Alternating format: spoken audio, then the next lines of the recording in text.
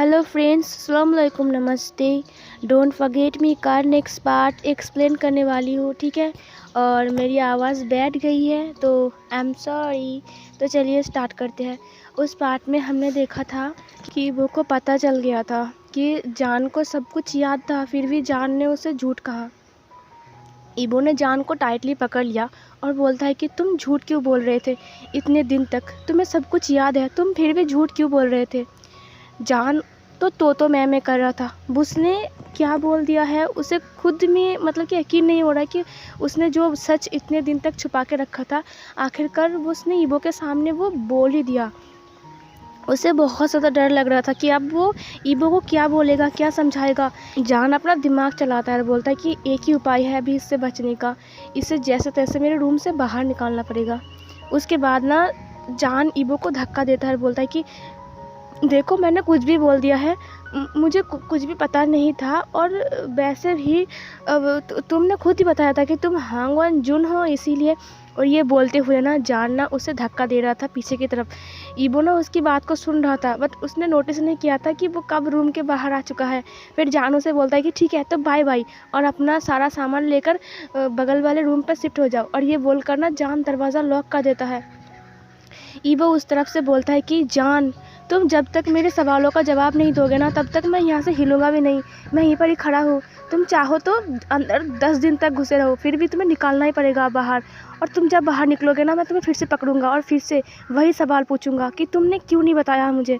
जान एक गहरी सांस भरता है और बोलता है कि तुम मुझे पकड़ पाओगे ना, उसके बाद पूछोगे, क्योंकि तुमने अभी तक मुझे पहचाना नहीं है कि मैं कौन हूँ।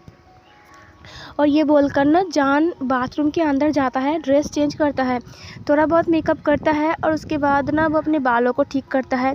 और फिर वो मिरर में देखता है अपने आप को, फिर अपने स्मार्ट वॉच को अपने हाथ में लेता है, सनग्लास को लेता है, और उसके बाद शूज़ को पहनता है। फिर ना वो दरवाजे की तरफ देखता है और फिर वो अपने मन में बोलता है कि नहीं, बिल्कुल नहीं। और फिर वो ध्यान से सुनने लगा। अभी भी किसी की चलने की आहट सुनाई दे रहा था। जान समझ गया था कि वो अभी भी बाहर ही उसका वेट कर रहा है। अगर वो निकला तो ईबो उसे फिर से पकड़ लेगा और बोलेगा कि बताओ सच्चाई क्या है। इसीलिए जान बोलता है कि तुम मुझे कभी पकड़ नहीं सकते, छछूंदर कहीं के। और फिर ना जान ना बैल्कनी से नीचे उतरता है और अपने हाथ को, दोनों हाथ को झाड़ते हुए बोलता है कि बच गया, अब मुझे कोई नहीं रोक सकता। और जब वो पीछे मुड़ता है ना, वो हैरान हो जाता है क्योंकि ईबो उसके सामने ही खड़ा है। वो ना पूरा पागल की तरह उसकी तरफ देख रहा था। मतलब उसका पूरा फेस का जो रिएक्शन था ना, वो चेंज हो गया था।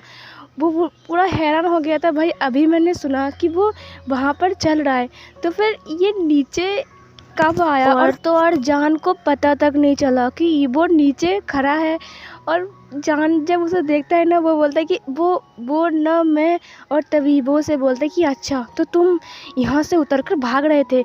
और ये सुनकर ना जान बोलता है कि नहीं, मैं भाग नहीं रहा था। और तभी ईबो ना अपने कमर में हाथ देकर बोलता है कि तो फिर तुम नीचे आकर क्या करने वाले थे। ये सुनकर ना जान बोलता है कि मैं तो रूम से बाहर आकर सीढ़ियों से बहुत बार नीचे आ चुका हूँ ना, तो मैंने सोचा कि बैल्कनी से नीचे आने में कैसा फ़ील होता है, वही फील करने के लिए मैं नीचे आया था। सच में ना, मैं नहीं भाग रहा था। ये सुनकर ना ईबो बोलता है कि अच्छा तो तुम नहीं भाग रहे थे ना, तुम सच बोल रहे हो ना। ये सुनकर जान बोलता है कि हाँ, मैं भला क्यों भागूंगा, मैं तो बस ट्राई कर रहा था। और जान ना ये सब बोल रहा था कि ईबो उसके हाथ को पकड़ लेता है, बोलता है कि ठीक है तो अंदर चलो।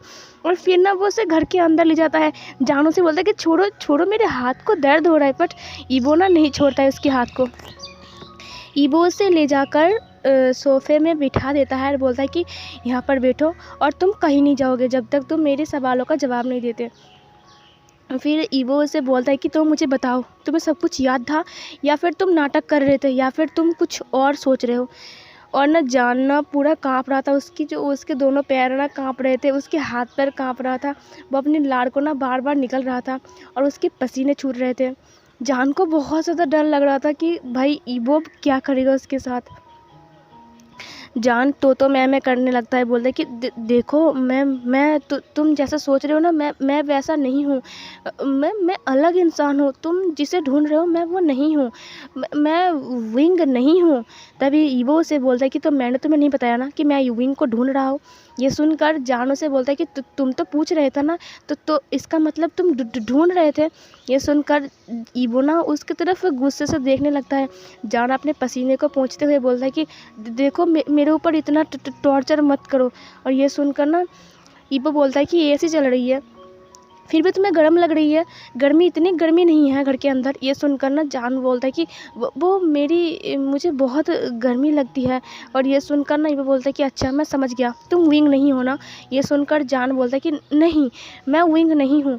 और फिर ना ईबो उठ जाता है और उठकर ना अपने सारे सामान को कलेक्ट करने लगता है जो कि फ्लोर में जान ने फेंक दिया था। उसका लगेज वगैरह वगैरह, शूज़, बहुत सारे टी शर्ट वगैरह जो कि जान के रूम में था। ईबो ना उसे उठाने लगता है। जान उसे देखता है, जान उसे पूछता है कि तुम क्या कर रहे हो। जान ने पहली बार उसके नाम से उसे बुलाया, ईबो तुम क्या कर रहे हो। बट ईबो ने ना कोई जवाब नहीं दिया। ईबो बस अपना काम कर रहा था। वो फ्लोर से नीचे जितने सारे कपड़े वगैरह जान ने फेंक दिया था, वो सब कुछ वो उठा रहा था। जान सोफे से उठ जाता है और वो बोलता है कि ईबो तुम क्या कर रहे हो ये सब। तभी ईबो उसे बोलता है कि दिखाई नहीं दे रहा है, मैं इन्हें उठा रहा हूँ। ये सुनकर जान उसे बोलता है कि क्या तुम्हें कुछ हो गया। और तभी ईबो उसे बोलता है कि नहीं, मुझे कुछ नहीं हुआ है। ये सुनकर जान उसे बोलता है कि देखो मैंने जो सच बात था मैंने बता दिया है। तो फिर तभी ईबो उसे बोलता है कि हाँ ठीक है, अब तुम जा सकते हो, तुम पार्टी में जाओ। ये सुनकर जानू से बोलता है कि तुम मुझे नहीं रोकोगे। ये सुनकर ईबो बोलता है कि नहीं, मैं क्यों रोकूंगा तुम्हें। अगर तुम विंग होते ना तो मैं सच कह रहा हूँ, मैं तुम्हें कहीं जाने नहीं देता। बट तुम तो विंग नहीं हो ना, तुम जान हो, तुम एक अलग इंसान हो। तुम मेरा विंग हो ही नहीं सकते। मेरा विंग मुझसे झूठ कभी नहीं बोलता है, और तो और मुझे पहचानने में वो इनकार भी नहीं करता है। और तुम तो मुझे पहचानती भी नहीं हो, तो तुम मेरा विंग कैसे हो सकते हो। इसीलिए मैं तुम्हें नहीं रोकूंगा, तुम जा सकते हो। मैं समझ गया हूँ कि इतने दिन तक मैंने गलत किया, मुझे माफ़ करना। मैंने तुम्हारे साथ जो भी किया है मुझे माफ़ कर दो। पता है क्यों मैं तुम्हारे इतने करीब आया, क्योंकि जिस दिन मैंने तुम्हें देखा ना, उस दिन मुझे लगा कि मुझे मेरा विंग मिल गया है। और तो और जब मैंने तुम्हें हग किया, तुम्हें पता है तुम्हारी खुशबू बिल्कुल विंग जैसा है। मुझे एक सेकंड के भी लिए नहीं लगा कि तुम विंग नहीं हो। मुझे हर वक्त से वही लगा कि तुम मेरा विंग हो, बट तुम तो विंग नहीं हो। तुम एक अलग किस्म के इंसान हो, तुम्हें विंग जैसा कोई गुण नहीं है, तुम बिल्कुल अलग हो। ये सुनकर जान पूरा हैरान हो जाता है और उसे देखने लगा। फिर ईबो बोलता है कि मुझे गलतफहमी हो गई थी, मुझे लगा मेरे विंग मेरे पास वापस आएगा। वो कैसे वापस आएगा, वो तो मुझसे नाराज़ है, वो मुझसे कभी भी दोबारा मिलने के लिए वापस नहीं आएगा। मैंने उसके साथ जो किया है वो मुझसे मिलने आएगा, वो भी इस जन्म में बिल्कुल नहीं। तुम्हें पता है मैंने विंग के साथ क्या क्या किया है। मैंने उसके ऊपर टॉर्चर किया है, मेंटली नहीं फिज़िकली टॉर्चर भी किया है। वो प्रेग्नेंट हो गया था, फिर भी मैंने इनकार कर दिया कि वो मेरा बच्चा नहीं है। तुम्हें लगता है ये आरोप कम है। उसकी क्लास को लेकर हमेशा हज़ारों बातें सुनाई हैं। हाँ, और तो और उसके ऊपर इतना टॉर्चर किया कि मुझे नहीं लगता है कि वो अब दोबारा मुझसे मिलना चाहेगा, दोबारा मेरे पास आना चाहेगा। मैं जितना भी उससे प्यार कर लूँ, वो उतना ही मेरे से नफ़रत करने लगा है। इसीलिए वो इस जन्म में भी मुझे नहीं मिला। मैंने उसे हमेशा मिडिल क्लास फैमिली होने की वजह से ताने मारता रहा, हमेशा उसे उल्टी सीधी बातें बताता रहा। और आज उसकी जगह मैं हूँ। मुझे पता चल गया है कि एक मिडिल क्लास फैमिली से चलना, बड़ा होना कितना मुश्किल है। फिर भी तो हम उसके जैसा उतना पुअर नहीं है, लेकिन अगर हम उतना ज़्यादा पुअर होते तो सोचो मेरी हालत कैसी होती। मुझे लगा था कि इस जन्म में ज़रूर वो मुझे मिल जाएगा, बट मैं गलत हूँ। वो मुझसे इतना नाराज़ है कि वो मेरे लिए दोबारा जन्म नहीं लेना चाहता है। तुम्हें पता है मैंने उसके साथ कैसा बिहेव किया है। उसे मारा है मैंने अपनी इन दोनों हाथों से। हर वक्त उसके ऊपर टॉर्चर किया है, चिल्लाया है, उसको डरा के धमका के रखा है, दबा के रखा है। पता है वो कितनी इनोसेंट थी। तुम जैसा वो बिल्कुल भी नहीं है। तुम जैसा वो इसलिए नहीं है क्योंकि तुम अलग इंसान हो और वो अलग इंसान है। तुम्हें पता है उसने मुझे हमेशा प्यार किया था, बट मैंने उसके प्यार को कभी नहीं समझा। मुझे लगा कि वो सिर्फ मेरे पैसों से प्यार करते हैं, क्योंकि मिडिल क्लास फैमिली को मैं ऐसा ही समझ रहा था कि वो सिर्फ पैसों पे मरता है। वो लोग ऐसे ही होते हैं, लेकिन मैं गलत था। असलियत में तो प्यार पैसों से बड़ा होता है। तुम इस दुनिया को पैसों से ख़रीद सकते हो, लेकिन एक सच्चे प्यार करने वाले इंसान को ना, तुम प्यार के बदले ही तुम्हें मिलेगा। तुम पैसों से वो इंसान को ख़रीद नहीं सकते। मुझे जब समझ में आया ना, तब बहुत देर हो चुका था। मुझे लगा कि विंग मुझसे प्यार बिल्कुल भी नहीं करता है, इसीलिए मैं उससे नफ़रत करता था। लेकिन उसने अपना दिल मुझे देकर ये प्रूफ कर दिया था कि प्यार सच में दिल से किया जाता है, पैसों से नहीं। उसने अपना दिल मुझे दे दिया और इसी दौरान उसने मुझे समझाया कि वो मुझसे कितना प्यार करता है। लेकिन मैं पागल किसी और के पीछे पागल था, जो कि बस मेरे पैसों से प्यार करता था। मैंने कभी उसके दिलों के बारे में जाना नहीं। जब उसका दिल मेरे सीने में धड़कने लगा, तब मुझे एहसास हुआ कि वो मुझसे कितना प्यार करता था। उसके बिना एक एक पल, एक एक दिन मेरे लिए किसी जन्म से कम नहीं था। मुझे लग रहा था कि मैं किसी नरक में हूँ। मेरा दिल धड़क तो रहा था, लेकिन मैं जिंदा नहीं था। ऐसा लग रहा था कि मैं मर गया था। मेरी अकेलापन धीरे धीरे मुझे खाता जा रहा था। मेरी अकेलापन धीरे धीरे मेरी पागलपन में बदल गई और मैंने अपने आप को कमरे में बंद कर लिया। मैं किसी से बात भी नहीं करता था। मैं सिर्फ अपने गम में जी रहा था। और फिर मैंने अपनी 75% प्रॉपर्टी को चैरिटी में दान कर दिया और 25% मैंने मेरी बेटी यूही के लिए बचा के रखा। मैंने वो सब कुछ किया जो कि मेरे विंग को पसंद था।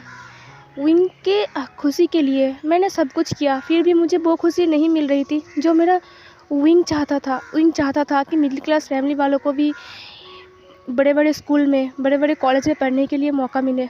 इसीलिए मैंने एक स्कूल बनवाया जिस पर बिना पैसों से हर एक मिडिल क्लास फैमिली वाले जितने सारे बच्चे होते हैं ना, वो सब कुछ पढ़ाई कर सके और एक अपना नाम बना सके, एक इमेज बना सके। पता है, मैंने ये सब कुछ मेरे विंग के लिए किया।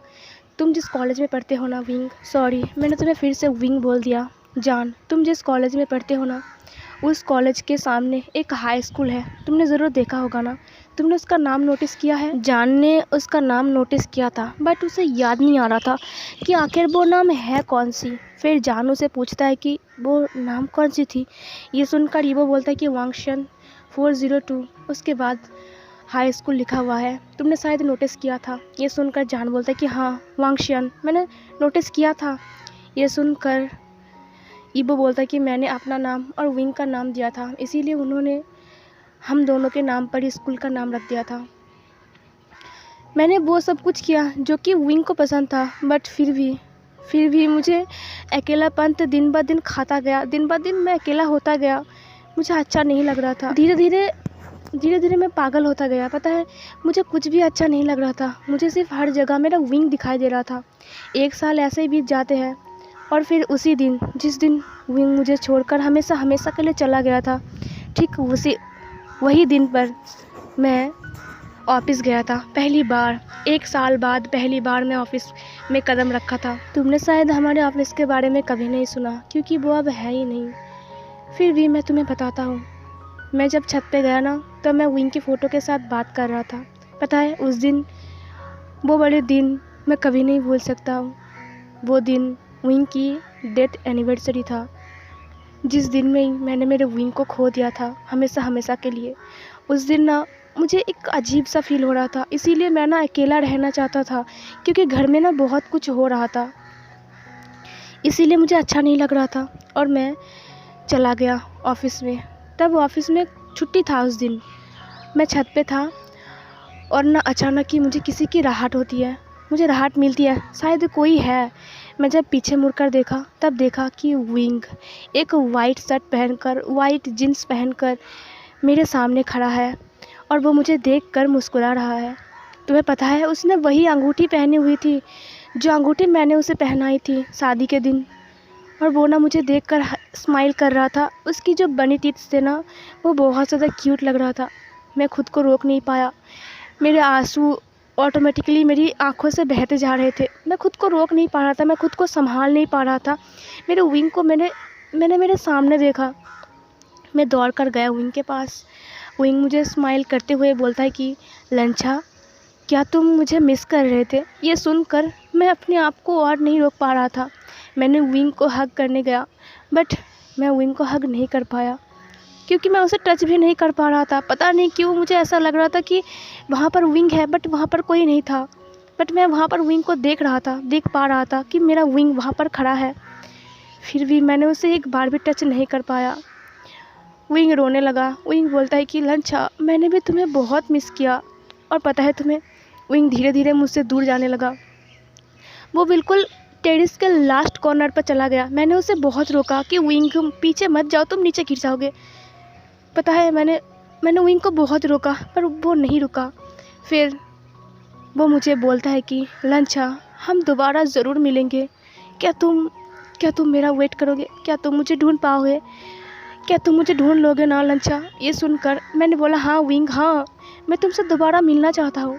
तभी विंग मुझे बोला कि तो फिर देर किस बात की, आ जाओ ना, फिर से एक नई शुरुआत करते हैं। ये सुनकर मैं विंग के हाथ पकड़ने गया, बट विंग वहाँ से गायब हो गया। मैं बैठ कर रोने लगा। मुझे कुछ भी समझ में नहीं आ रहा था मैं क्या करूँ।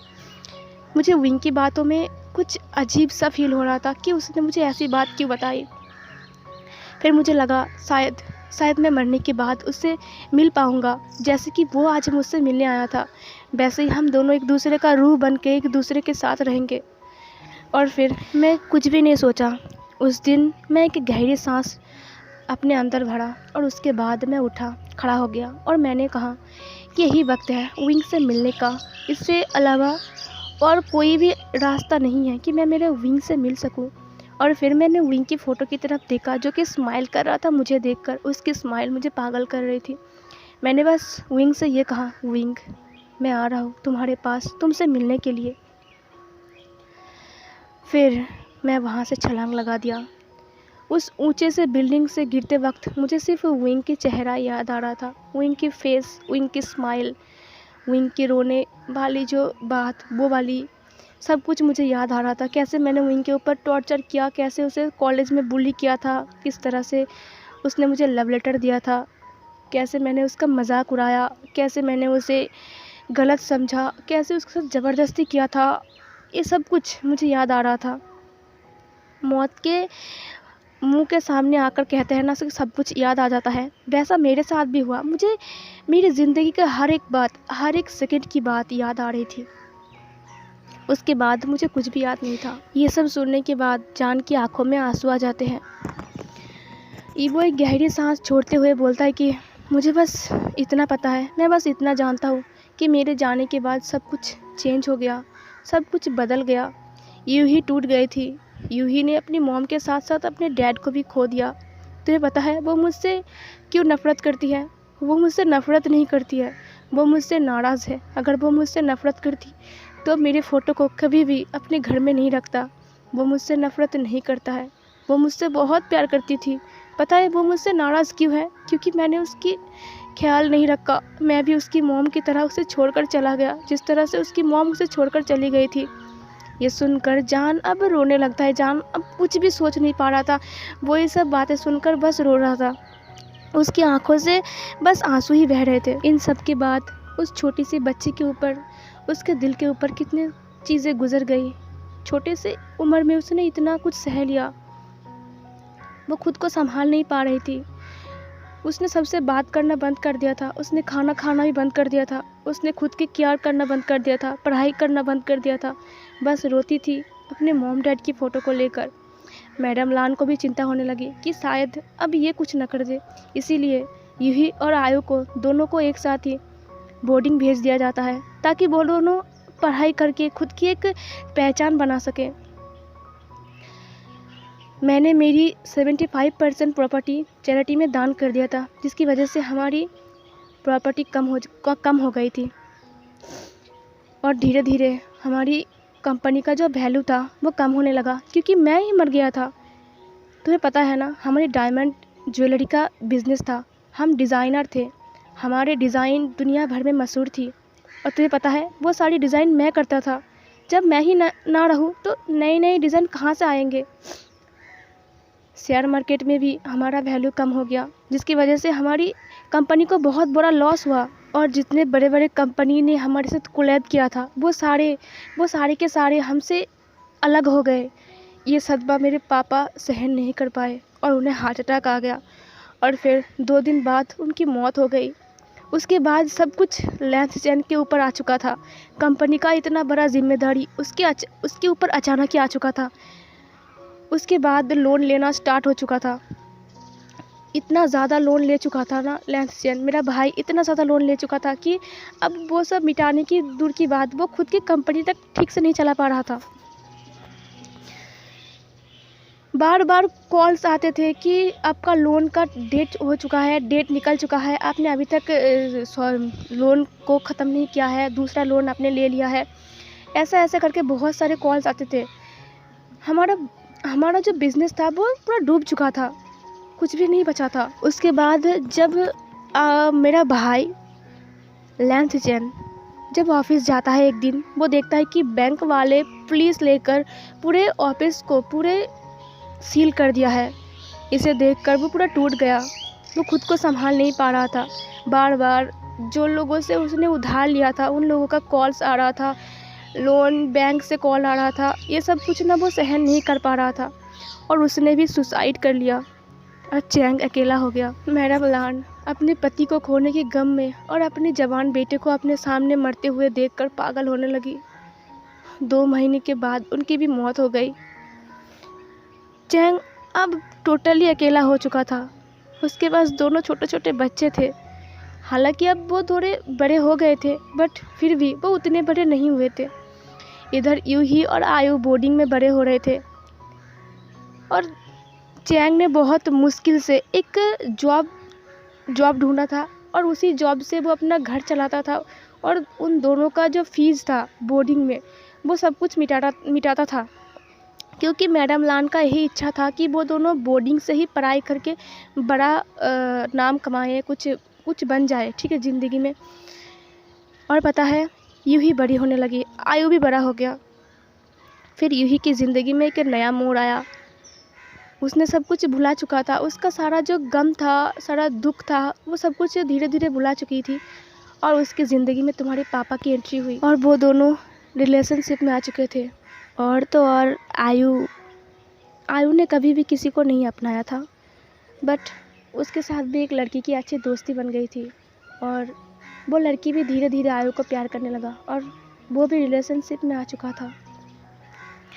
जब चैंग को पता चला कि आयु और यूही दोनों ही रिलेशनशिप में हैं, अलग अलग लड़की और लड़के के साथ, ये सुनकर ना चैंग हैप्पी था, क्योंकि लाइफ पार्टनर कम से कम तो मिल चुका है ना, क्योंकि बहुत मुश्किल था ज़िंदगी उनके लिए।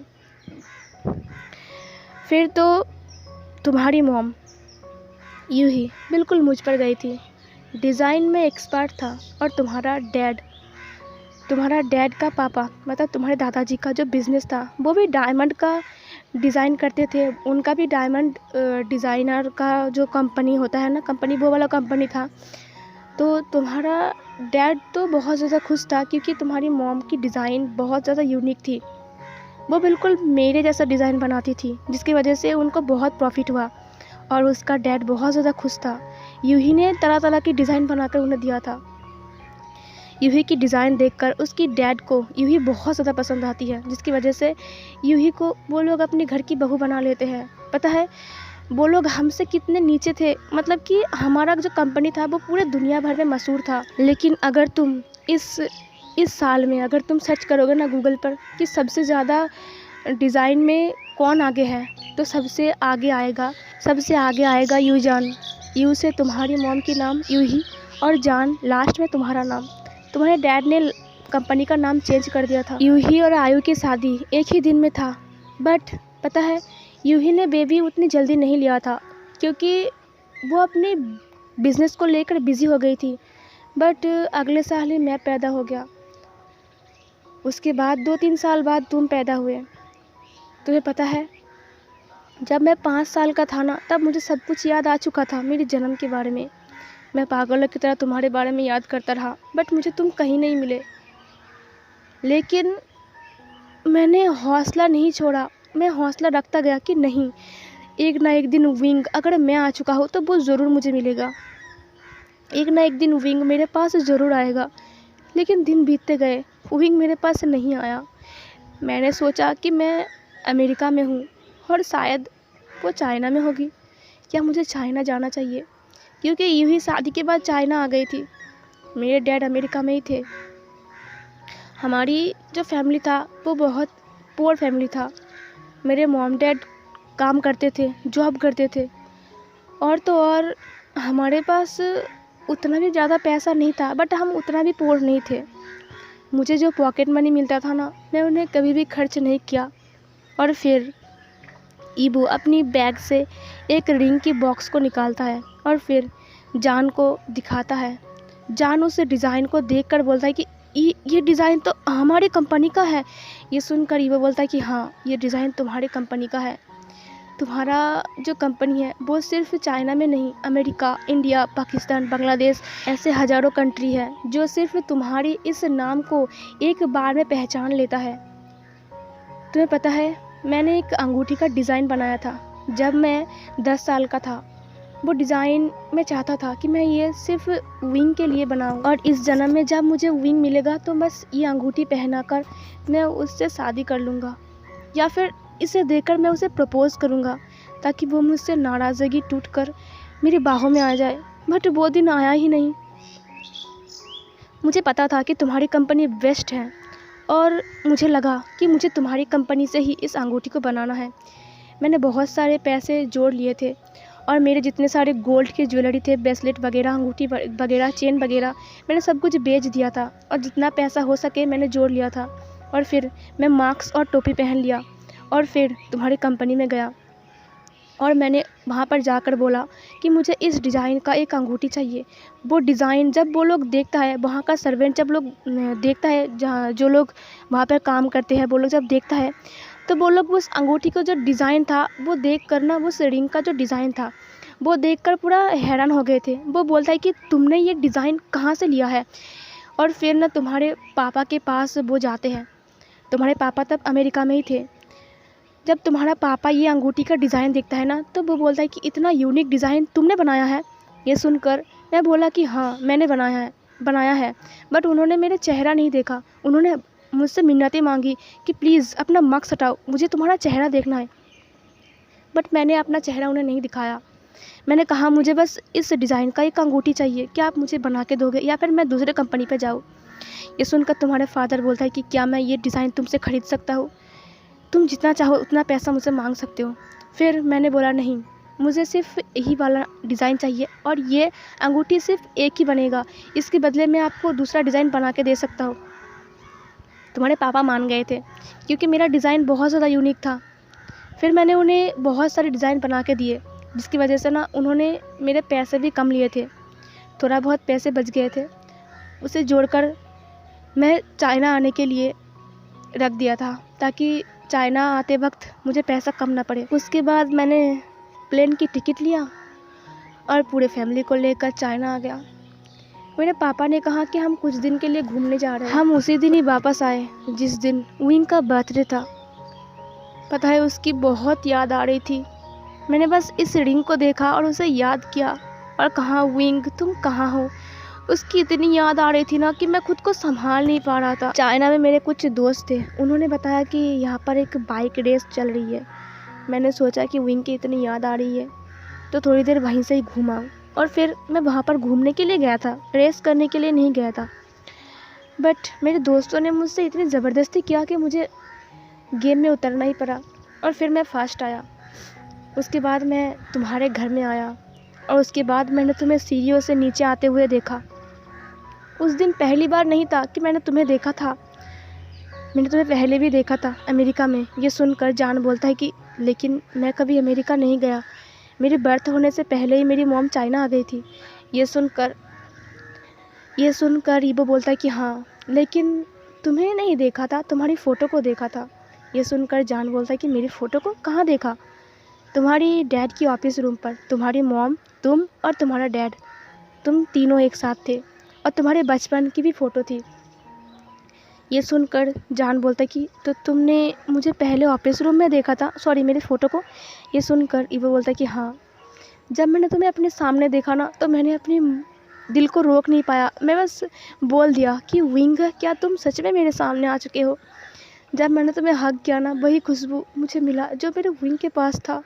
मुझे लगा कि मुझे मेरा विंग वापस मिल चुका है, बट मैं गलत था। तुम तो मेरा विंग हो ही नहीं, तुम तो कोई और हो। काश तुम मेरे विंग होते। और फिर वो अंगूठी को जो उसने बाहर निकाला था ना, उस बॉक्स को वो बंद करता है और फिर वो उस रिंग की बॉक्स को ना अंदर डाल देता है बैग के। गाइस मुझे रोना आ रहा है मैं एक्सप्लेन कर रही हूँ, मुझे बहुत रोना आ रहा है। ये वाला पार्ट बहुत सैड है। और उसके बाद ना उसने बैग को बंद किया और रोते हुए बैठ गया। वो सिर्फ रोते हुए ऐसा बोल रहा था कि विंग, मैंने कितना बड़ा जुर्म किया है कि तुम मुझे ऐसे सज़ा दे रही हो। क्यों विंग, क्यों? तुमने कहा था कि हम दोबारा मिलेंगे, तुम फिर क्यों नहीं आए मुझसे मिलने विंग? कब मिलोगे तुम? किस दिन मैं तुम्हें अपनी बाहों में लूँगा विंग? मैं बहुत तड़प रहा हूँ तुम्हारे लिए। वो रोते हुए जान को बोलता है कि जान, मुझे माफ़ कर दो जो कि मैंने तुम्हारे साथ किया। अब तुम जा सकते हो, मैंने तुम्हें बहुत कुछ बता दिया। वैसे भी वेंचाओ तुम्हारे लिए वेट कर रहा होगा और आज वेंडिंग का बर्थडे है, इसलिए तुम्हें जाना चाहिए। मैंने तुम्हारा बहुत टाइम बर्बाद कर दिया है जान, अब तुम जा सकते हो, मैं तुम्हें नहीं रोकूंगा। फिर जान उसे रोते हुए पूछता है कि तुम कहाँ जाओगे? ये सुनकर ईबो बोलता है कि पता नहीं, बट मैं तुम्हें दोबारा तंग नहीं करूँगा। फिर जान ना उसके शोल्डर पर हाथ देने जा रहा था और बोलने जा रहा था कि नहीं, तुम कहीं नहीं जाओगे। और तभी बाहर से एक आवाज़ आती है, ईबो। और तभी ना वो दोनों पूरा खड़ा हो जाता है। जान अपने आंसुओं को जल्दी से पोंछ लेता है, ईबो भी अपने आंसुओं को पोंछ लेता है। फिर वो आवाज़ अंदर आते हुए बोलता है कि ईबो, ये क्या, इस घर का दरवाज़ा खुला क्यों है और इतने चीज़ें क्यों बिखरी हुई है चारों ओर? और तभी ना ईबो पीछे मुड़ते हुए बोलता है कि म्यान म्यान तुम यहाँ। सो फिर गाइस इस पार्ट को यहीं पर ही ख़त्म कर रही हूँ, ठीक है। मैं अब बहुत ज़्यादा सैड पार्ट था ये, तो मिलती हूँ न्यू पार्ट में। तब तक के लिए बाय बाय।